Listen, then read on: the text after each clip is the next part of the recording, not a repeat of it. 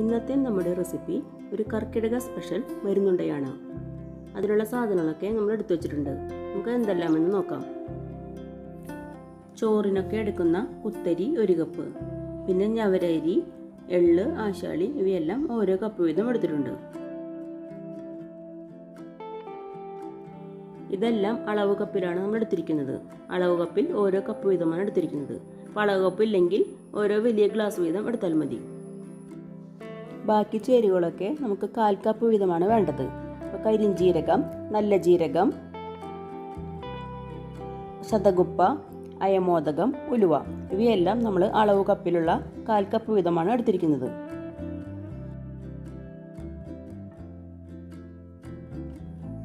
ഇതിലേക്ക് 2 പീസ് ചുക്ക്, ഒരു 6 ഏലക്കായ എടുത്തു വെച്ചിട്ടുണ്ട്. അതും ഇതിലേക്ക് പൊടിച്ചു ചേർക്കണം.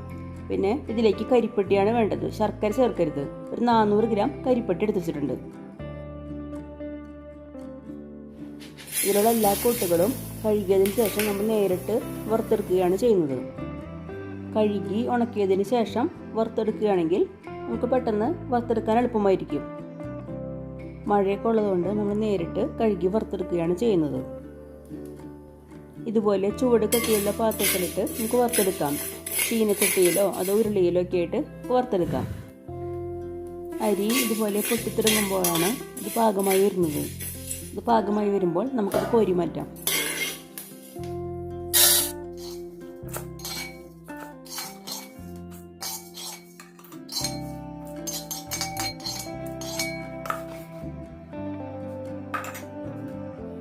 അടുത്തത് നമ്മൾ ഞവരരിയാണ് വറുത്തെടുക്കുന്നത്. അതും ഇതുപോലെ തന്നെ കഴുകിയെടുത്തിട്ടാണ് വറുക്കുന്നത്.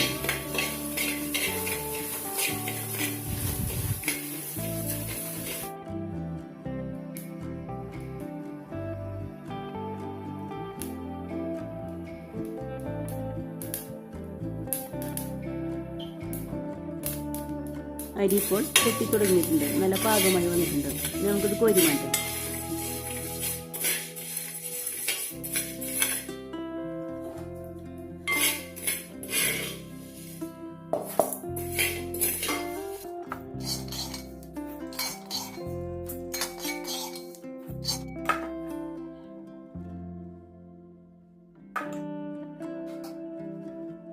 അടുത്തത് നമ്മൾ എള്ളാണ് വറുത്തെടുക്കുന്നത്. ഇതിലുള്ള എല്ലാ കൂട്ടുകളും വറുത്തെടുക്കുമ്പോൾ നമ്മൾ കഴുകി നേരിട്ട് ഇതിലേക്ക് ഇടുമ്പോൾ അതിലുള്ള വെള്ളം വറ്റുന്നത് വരെ നമുക്ക് ഹൈ ഫ്ലെയിമിൽ തന്നെ വെക്കാം. വെള്ളമൊക്കെ നല്ലോണം പോയതിന് ശേഷം നമുക്ക് മീഡിയം ഫ്ലെയിമിൽ വെച്ച് വറുത്തെടുക്കാം. എല്ലാ മരുന്ന് കൂട്ടുകളും നമ്മൾ കഴുകിയെടുക്കുമ്പോൾ ഒരുപാട് നേരം വെള്ളത്തിലിടരുത്. വെള്ളത്തിലിട്ട് കഴുകി അപ്പം തന്നെ അരിച്ചെടുക്കണം. ഒന്നും കുതിർന്ന് പോകരുത്.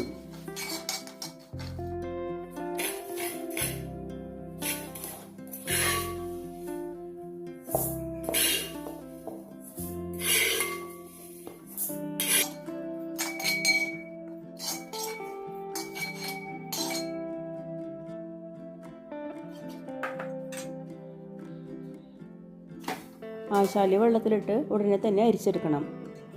അല്ലെങ്കിൽ ഒരു വഴുവഴുപ്പോട് കൂടിയാവും ഇരിക്കുന്നത്. ആശാലി വെള്ളത്തിലിട്ട ശേഷം നമ്മൾ വറുത്തെടുക്കുമ്പോൾ ഒരു കട്ട കുത്തിയ പോലെയൊക്കെ തോന്നും. അത് കുഴപ്പമൊന്നും ഉണ്ടാവില്ല. അത് നല്ല ഹൈ ഫ്ലെയിമിൽ വെച്ച് നല്ല വറുത്തെടുത്താൽ മതി. അത് നല്ലോണം ചൂടായി കഴിയുമ്പോൾ ഈ കട്ടകളൊക്കെ പോയി വരും.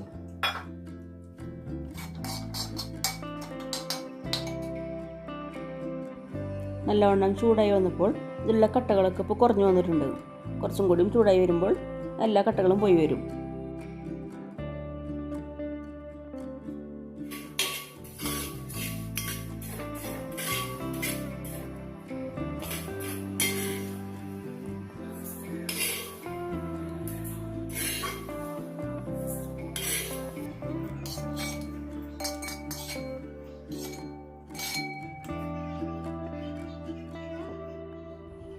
ഇനി നമ്മൾ വറുക്കുന്നത് ഉലുവയാണ്.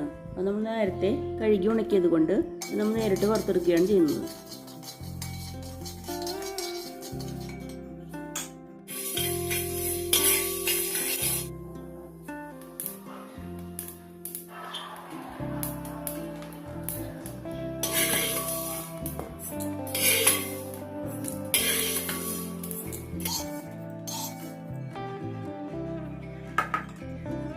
അടുത്തത് അയമോദകമാണ്. അത് നമ്മൾ നേരത്തെ കഴുകി ഉണക്കിയതുകൊണ്ട് നമുക്ക് നേരിട്ട് വറുത്തെടുക്കാം. അതൊക്കെ പെട്ടെന്ന് തന്നെ വറുത്ത് കിട്ടും.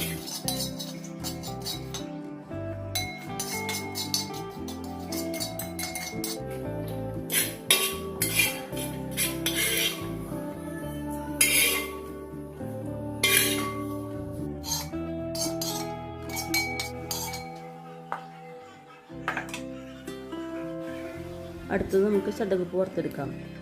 ചതകുപ്പ, ചതോപ്പ എന്നൊക്കെ നമുക്കിതിന് പറയും. നമ്മളതൊക്കെ വാങ്ങിയത് സൂപ്പർ മാർക്കറ്റിൽ നിന്നാണ്. ഇതൊക്കെ നമുക്ക് ആയുർവേദ മരുന്നുകളിൽ നിന്നും വാങ്ങാൻ കിട്ടും.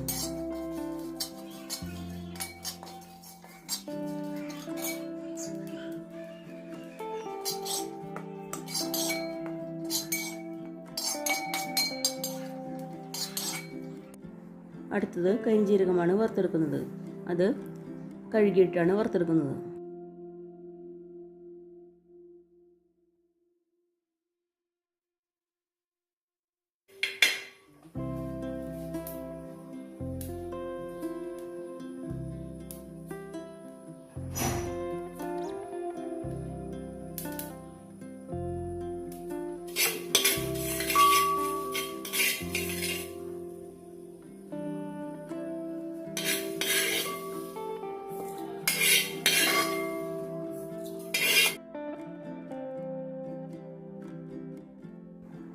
ഇനി നമുക്ക് നല്ല ജീരകം വറുത്തെടുക്കാം.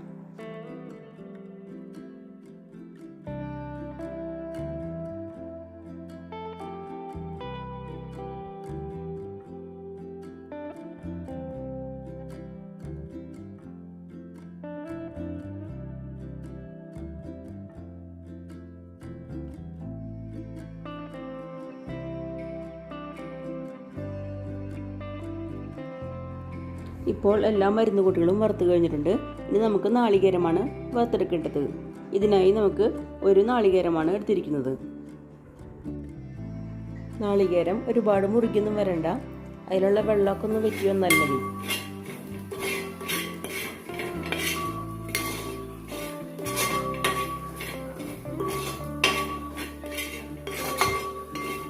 ഇപ്പോൾ നാളികേരത്തിലുള്ള വെള്ളമൊക്കെ ഒന്ന് വെറ്റി വന്നിട്ടുണ്ട്. ഇനി നമുക്ക് ഇറക്കി വയ്ക്കാം. ആ ഉരുളിയിൽ ഇരുന്ന് തന്നെ കുറച്ചും കൂടി ഒന്ന് മൂത്ത് വരും. ഇനി നമുക്ക് കരിപ്പെട്ടി ഒന്ന് ഉരുക്കിയെടുക്കണം. നമുക്ക് കരിപ്പെട്ടി കഷ്ണങ്ങളാക്കി എടുത്ത് വെച്ചിട്ടുണ്ട്. അതൊരു പാനിലാക്കി ഗ്യാസിലേക്ക് വെച്ച് കൊടുത്തിട്ടുണ്ട്. അതിലേക്ക് ഒരു 3/4 കപ്പ് വെള്ളം ഒഴിച്ചു കൊടുക്കാം. 400 ഗ്രാം കരിപ്പെട്ടിക്ക് 3/4 കപ്പ് വെള്ളം എന്ന കണക്കിലാണ് എടുക്കേണ്ടത്. ഒരുപാട് വെള്ളം കൂടി പോകരുത്. കരിപ്പെട്ടി ഉരുകി കഴിയുമ്പോൾ നമുക്ക് അരിച്ചെടുക്കണം. ചൂടോടുകൂടി തന്നെ നമുക്ക് അരിച്ചെടുക്കണം. ഇതിൽ ഒരുപാട് കരടുകളൊക്കെ ഉണ്ടാവും.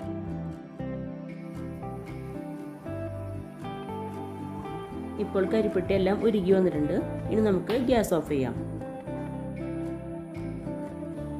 ഉരുക്കിയെടുത്ത കരിപ്പെട്ടി നമ്മൾ ആ ചൂടിൽ തന്നെ അരിച്ചെടുക്കണം. അല്ലെങ്കിൽ അരിപ്പയിൽ നിന്ന് ഇറങ്ങാൻ ബുദ്ധിമുട്ടാവും. അത് അരിച്ചെടുത്തതാണ് നമ്മൾ വീണ്ടും ഒന്നും കൂടിയും പാനിലൊഴിച്ചൊന്ന് കുറുക്കിയെടുക്കണം. അരിച്ചെടുത്തപ്പോൾ കുറച്ച് മണൽത്തരികളും കരടുകളൊക്കെ ഉണ്ടായിരുന്നു.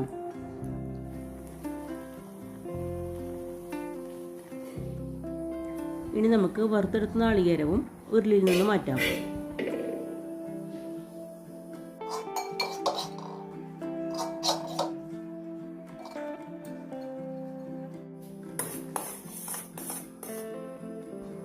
ഇപ്പോൾ കരിപ്പെട്ടി നല്ലോണം തിളച്ച് ഒന്ന് കുറുകി വന്നിട്ടുണ്ട്. ഈ പാകത്തിൽ മതി. നമുക്ക് ഗ്യാസ് ഓഫ് ചെയ്യാം. ഇത് ചൂടാറി വരുമ്പോൾ നല്ലോണം കട്ടിയിൽ വരും. വറുത്തെടുത്ത് വെച്ച ഈ കൂട്ടുകളിലേക്ക് നമുക്ക് മാറ്റിവെച്ച ഏലക്കായും ചുക്കും ചേർക്കാം. ചുക്കൊന്ന് ഒടിച്ച് 2-3 കഷ്ണങ്ങളാക്കി ഇടാം. അല്ലെങ്കിൽ മിക്സിയിലിട്ട് പൊടിക്കുമ്പോൾ ബ്ലേഡിന് കംപ്ലൈൻറ്റ് വരും. വറുത്തെടുത്ത എല്ലാ കൂട്ടുകളും നമുക്കൊന്ന് മിക്സ് ചെയ്തെടുക്കാം.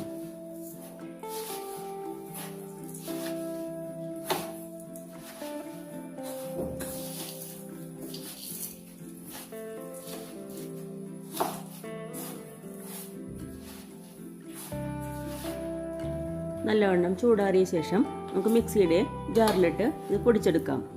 നല്ലോണം നൈസായി പൊടിയണ്ട, ചെറിയ തരിതരിപ്പോടു കൂടി പൊടിച്ചെടുത്താൽ മതി.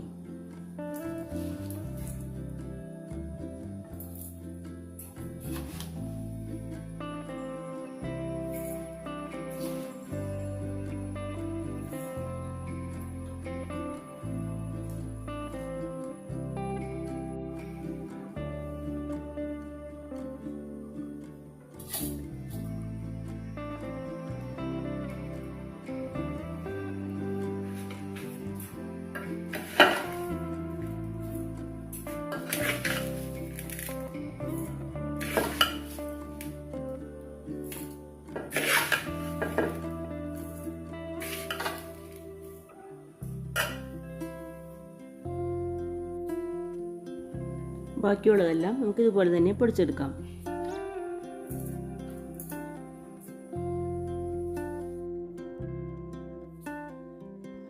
ഇപ്പോൾ എല്ലാ മരുന്ന് കൂട്ടുകളും നമ്മൾ പൊടിച്ച് വെച്ചിട്ടുണ്ട്.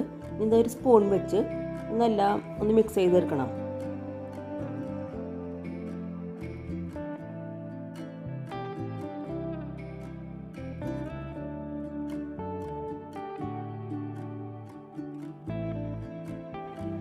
ഉരുക്കി വെച്ച കരിപ്പെട്ടി ഇനി ഇതിലേക്ക് ചേർക്കാം. നമുക്ക് കുറച്ച് കുറച്ചായി ചേർത്ത് മിക്സ് ചെയ്തെടുക്കാം.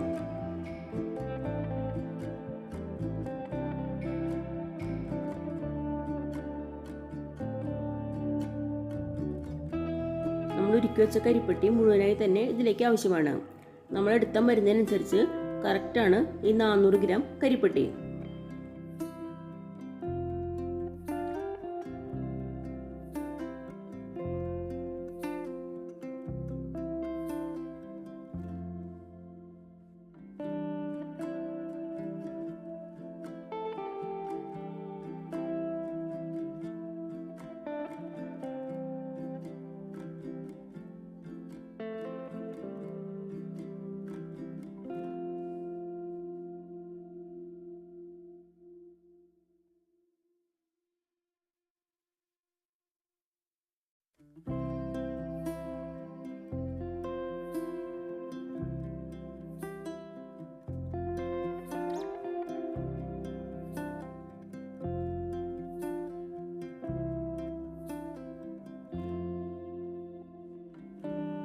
സ്പൂൺ കൊണ്ട് ആദ്യം മിക്സ് ചെയ്തെടുത്ത ശേഷം നമുക്ക് കരിപ്പെട്ടി എല്ലാ ഭാഗത്തും ആവുന്ന രീതിയിൽ നമുക്ക് കൈ കൊണ്ട് നന്നായി മിക്സ് ചെയ്തെടുക്കാം.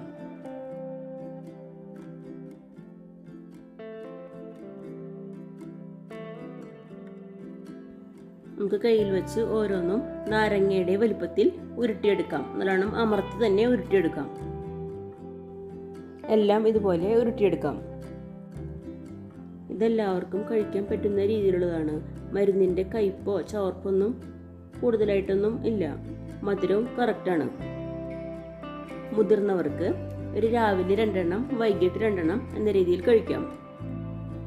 8 വയസ്സിന് ശേഷം ഉള്ള കുട്ടികൾക്ക് നമുക്ക് ദിവസം ഓരോന്ന് എന്ന രീതിയിൽ കൊടുക്കാം. ഡെലിവറി കഴിഞ്ഞ് കിടക്കുന്നവർക്കും ഇത് വളരെ നല്ലതാണ്. നടുവേദനയ്ക്ക് ഒക്കെ വളരെ നല്ലതാണ്.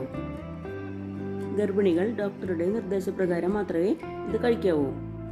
ഇതിലുള്ള ചില മരുന്നുകളൊക്കെ ഗർഭിണികൾക്ക് അത്ര നല്ലതാവണമെന്നില്ല. ഇത് സ്ത്രീകൾക്കും പുരുഷന്മാർക്കും ഒരുപോലെ തന്നെ കഴിക്കാവുന്നതാണ്.